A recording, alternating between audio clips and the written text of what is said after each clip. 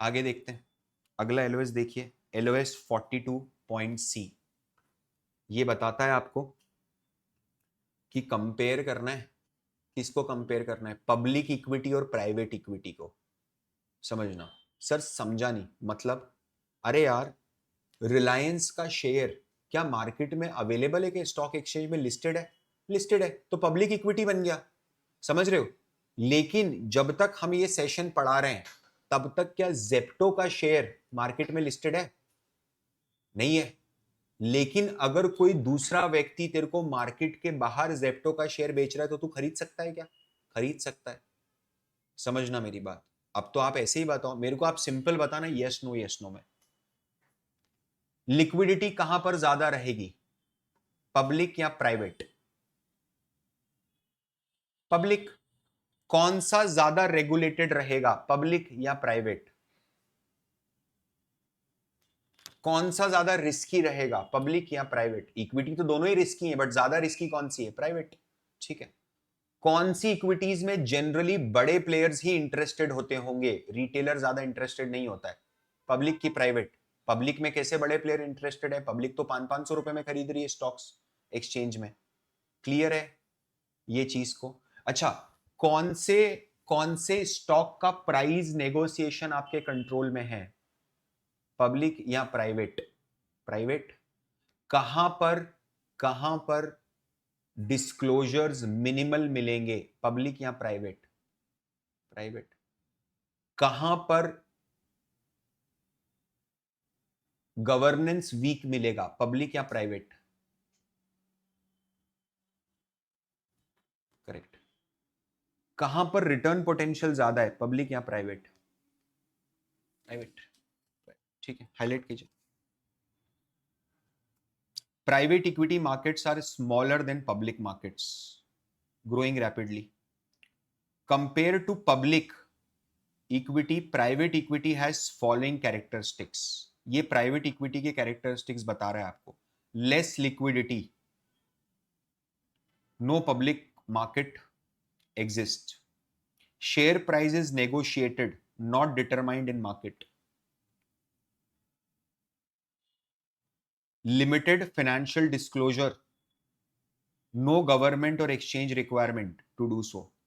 Lower reporting cost, less reporting requirement. Weaker corporate governance due to reduced reporting and less public scrutiny. Greater ability to focus on long-term perspective. There is no public pressure for short-term results. Short-term results के लिए कोई public pressure नहीं है। ठीक है। फिर क्या है अगला? Potentially greater, एक मिनट रुकना है ना, potentially greater return for investors once the firms go public. एक बार फर्म पब्लिक चली जाती है तो इन्वेस्टर्स मोटा रिटर्न बना सकते हैं। हाँ जी। फिर इन्होंने क्या बताया, इन्होंने 3 अलग अलग तरीके के प्राइवेट इक्विटी इन्वेस्टमेंट्स बताए। हम ऑलरेडी इसको अल्टरनेटिव इन्वेस्टमेंट्स में बहुत अच्छे से पढ़ के आए। ठीक है। जैसे कि पहला बोलता है वेंचर कैपिटल, हाईलाइट करो। Venture capital, capital provided to firm early in their life cycle, fund development and growth, various venture capital financing various stages, seed, startup, early stage, mezzanine. Investors can be family, friends, wealthy individuals, private equity funds. ठीक है। Venture capital illiquid. Commit funds, investor have to commit for 3 to 10 years. Investor hope to profit when they sell shares after an IPO. ठीक है। आगे देखिए, leverage buyout. Investor buy all of the firm's equity using debt financing. Buyers are, if the buyers are firm's current management, अगर current management ही बाजार से पैसा उठा के कंपनी खरीदता है तो उसको मैनेजमेंट बायआउट बोलते हैं, management buyout. LBOs have cash flows adequate to service the debt issued or have undervalued asset that can be sold to pay down the debt over time. Private investment in public equities. Public firm needs capital quickly, sell private equity to investors. ये QIP की बात कर रहे हैं क्या, qualified institutional placement, जिसको private placement बोलते हैं। पाइप वही है, private placement in public equities. ठीक है। द फर्म मतलब क्या है, कंपनी आईपीओ नहीं लेके आई, कंपनी किसी बड़े इन्वेस्टर के पास गई, उससे बात करी, उसको बेच दी अपने शेयर्स, वैसा हो रहा है। ठीक है। Firm have growth opportunities in distress, large amount of debt, ठीक है। Investor open buy the stock at a sizable discount, quick हो जाता है, तेजी से हो जाता है, तो साइजेबल डिस्काउंट में मिल जाता है। यहां तक सभी लोगों को क्लियर है जी? यहां तक क्या पूरा सभी लोगों को क्लियर है? चलिए, इसके बाद देखिए थोड़ा सा अगला एलओएस देखिए, नेक्स्ट एलओएस, अगला एलओएस देखना। ये बताता है कि डिस्क्राइब करो methods of investing in non domestic equity markets. मतलब क्या ये आपको इंडिया में बैठे बैठे यूएस मार्केट में इन्वेस्ट करने की बात कर रहा है क्या? क्या इंडिया, एक इंडियन अगर चाहे और वो आरबीआई और बाकी सारे रेगुलेशंस को पूरा करे, तो क्या वो यूएस मार्केट्स में स्टॉक खरीद सकता है? बिल्कुल खरीद सकता है। हमने कल देखा ही था कि यूएस मार्केट इसीलिए एफिशिएंट होते हैं क्योंकि number of participants are very high. पूरी दुनिया मार्केट पार्टिसिपेट कर सकती है, ओपन ओपन मार्केट होता है। डायरेक्ट इन्वेस्टिंग तो हो सकती है, कोई प्रॉब्लम नहीं है ना। मतलब क्या, इन्वेस्टर सीधे गया और फॉरेन कंपनी का शेयर खरीद लिया। मेरे को एक बात बता, इसके अंदर कुछ चैलेंजेस आते हैं डायरेक्ट इन्वेस्टिंग के अंदर। क्या क्या चैलेंजेस आते हैं? क्या करेंसी रिस्क सबसे बड़ा चैलेंज है? मैंने खरीदा यूएसडी में, मैं कैलकुलेट उसको आईएनआर में कर रहा हूं, मतलब ये है कि शेयर का प्राइस नहीं गिरा लेकिन डॉलर की वैल्यू बढ़ गई, तो भी क्या मेरे को नुकसान हो रहा है क्या? रुपए की वैल्यू बढ़ गई तो नुकसान हो जाएगा ना। रुपए की वैल्यू बढ़ गई, सॉरी, नॉट डॉलर की। डॉलर की बढ़ेगी तो आपको फायदा होगा, 70 का अगर 80 होगा तो आपको तो 80 रुपए मिलेंगे ना एक डॉलर बेच के। क्लियर है? क्या ऐसा हो सकता है कि कई केसेस के अंदर कुछ फॉरेन एक्सचेंज जो हो वो इनलिक्विड हो, लेस रेगुलेशन, आप कंट्रोल नहीं कर पा रहे हो, लैंग्वेज का बैरियर आ जाए, लीगैलिटी समझ नहीं पा रहे हो, अकाउंटिंग का डिफरेंस आ जाए। आप तो इंड एस अकाउंटिंग देख रहे हो, वो आईएफआरएस अकाउंटिंग कर रहा है। ठीक है, डायरेक्ट इन्वेस्टिंग के अंदर ये दिक्कत है, हाईलाइट करना, सीधे डायरेक्ट इन्वेस्टिंग पे आना। मतलब ये पहले 3 पैराग्राफ छोड़ दो, पूरा पूरा वही है, सेल्फ रीड करो आप इसको, कुछ भी नहीं इसमें, कुछ इंपॉर्टेंट लगे तो आप हाईलाइट कर लेना। पढ़ ही लेते हैं, चलो आप। When capital flow freely across the border, markets said to be integrated. World's financial market have become more integrated over time. ठीक है, especially result of improved communication and trading technologies.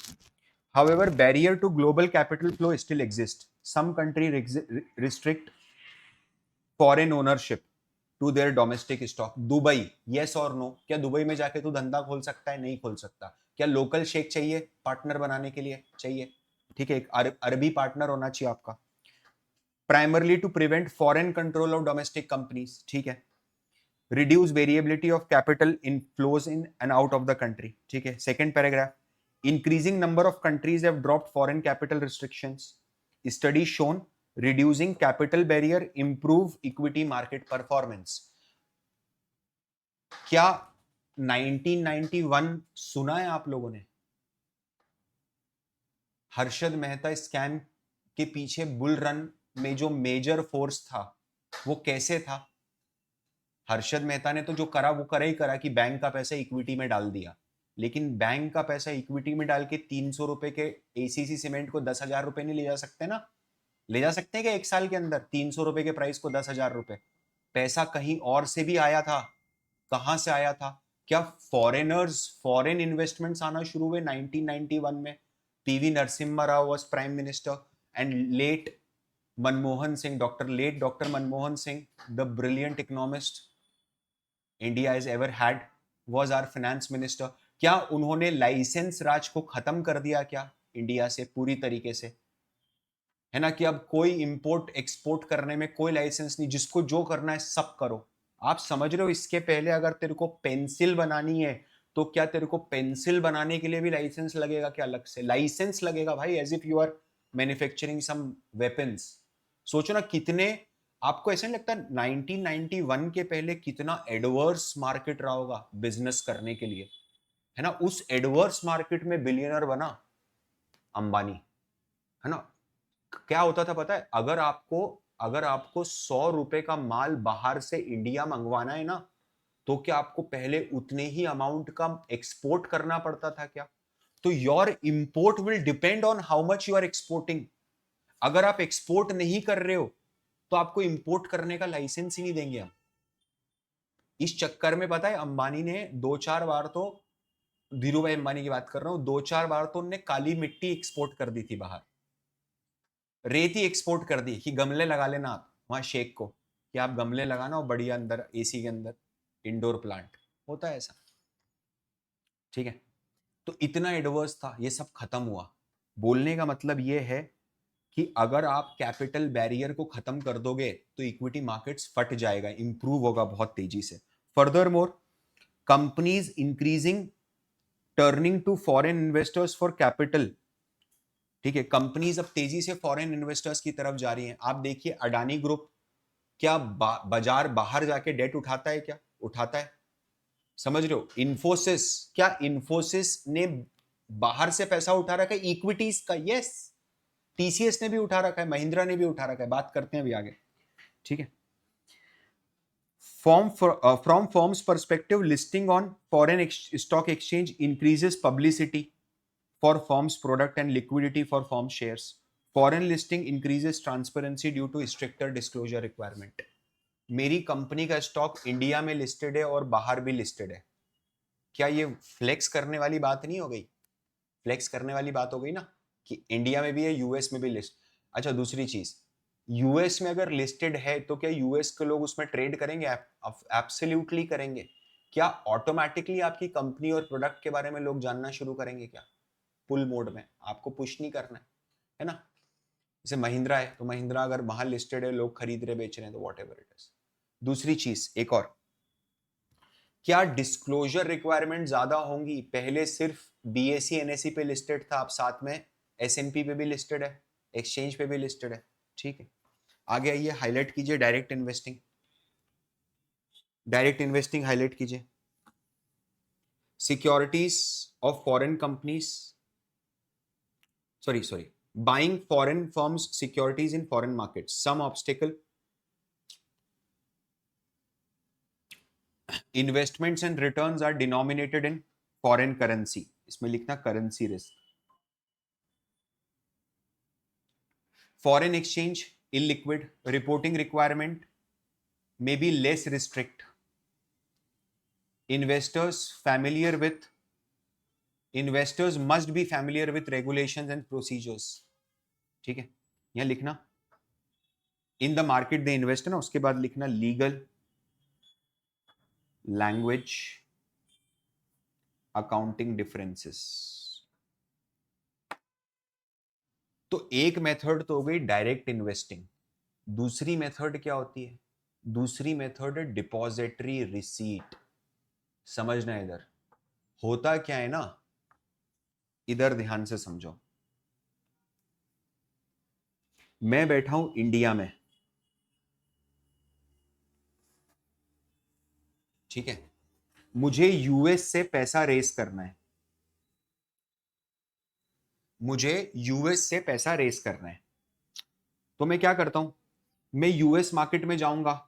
मुझे एक बात बताओ, यूएस में, ऐसे समझ लो उसको, इंडिया में अगर कोई कंपनी लिस्ट होती है, क्या उस कंपनी का बिजनेस ऑपरेशंस इंडिया में होना जरूरी है क्या? बिल्कुल जरूरी है यार, मेरी बात समझो ना, उसका लोकल रजिस्टर्ड ऑफिस इंडिया में होना जरूरी है क्या? अगर वो लिस्ट हो रही है कंपनी तो इंडिया में।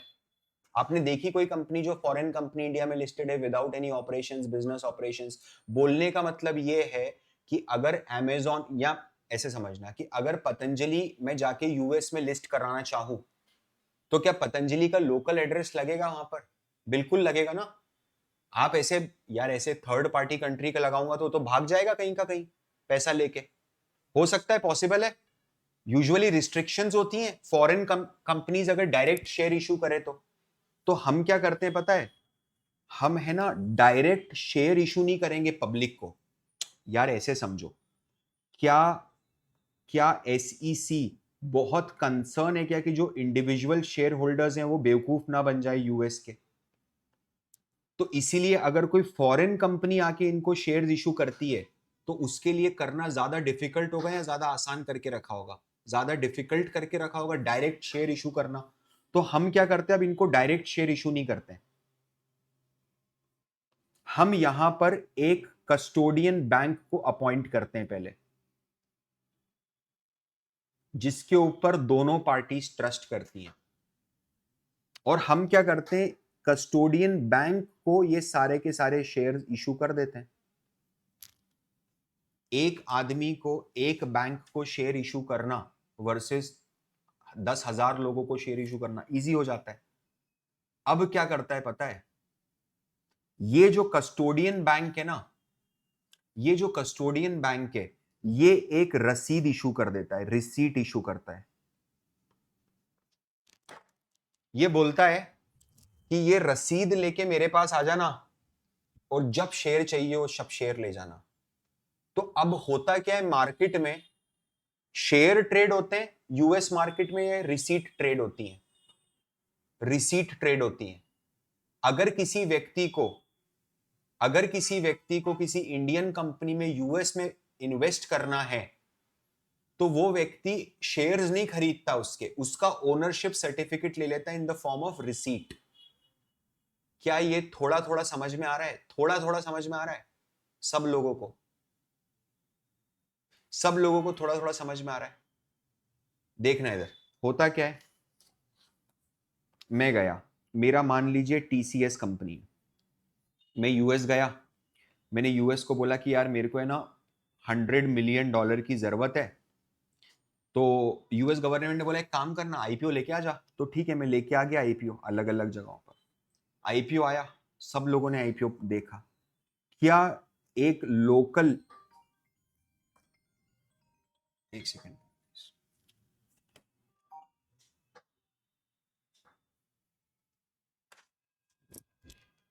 क्या एक लोकल बंदे को कुछ भी पता है कि इस कंपनी के बारे में, कंपनी का अच्छा बुरा कुछ भी पता है? नहीं पता है। क्या वो इंटरेस्टेड होगा? नहीं होगा। क्या टीसीएस के लिए बहुत चैलेंजिंग है? बहुत चैलेंजिंग है। तो टीसीएस क्या करता है पता है, बोला यार अब इसमें ना दो इशू आ रहे हैं, एक तो कॉस्ट भी बहुत ज्यादा लग रही है, और दूसरा ट्रस्ट इशू आ रहा है। तो हम क्या करते हैं, यहां पर हम यूएस के अंदर गोल्डमैन सैक्स को हायर कर लेते हैं, जीएस, और इसको मैं $100 million worth of shares issue कर देता हूं। ये शेयर ये अपने पास रखेगा, और ये क्या करता है पता है, ये लेके आता है डिपॉजिटरी इशू, और ये लोगों से पैसा इकट्ठा कर लेता है। ठीक है, उनको क्या इशू करता है, रिसीट इशू करता है, और ये जो रिसीट है ये मार्केट में ट्रेड करती है। तो मार्केट में शेयर ट्रेड नहीं कर रहा है, शेयर कहां रखा हुआ है, शेयर तिजोरी में रखा है गोल्डमैन की। ठीक है, आप क्या कर रहे हो, समझ में आया आपको क्या हो रहा है यहां पर? आप रिसीट से ट्रेडिंग कर रहे हो, डायरेक्ट उसको शेयर नहीं दे रहे हो। सर अगर मैं ये रिसीट लेता हूं और शेयर की वैल्यू बढ़ जाती है, तो क्या रिसीट की वैल्यू भी बढ़ जाएगी? बढ़ जाएगी। क्लियर है सब लोगों को? यहां तक सभी लोगों को सभी कुछ क्लियर है जी? होता क्या है, जब भी आप अपनी कंट्री के बाहर, जैसे इंडिया अगर जर्मनी जाके डिपॉजिटरी रिसीट इशू करता है, यूके जाके करता है, लग्जमबर्ग जाके करता है, यूएसडी में डिनोमिनेटेड है, तो उसको बोलेंगे ग्लोबल डिपॉजिटरी रिसीट्स। और वहीं पर अगर इंडियन कंपनी अमेरिका में जाके करती है और अमेरिकी इन्वेस्टर्स को ही करती है, तो उसको बोलेंगे अमेरिकन डिपॉजिट रिसीट्स। क्या यहां तक सब लोगों को क्लियर है? यहां तक सब लोगों को क्लियर है? चलिए आगे बढ़ते हैं, आगे देखते हैं इसको।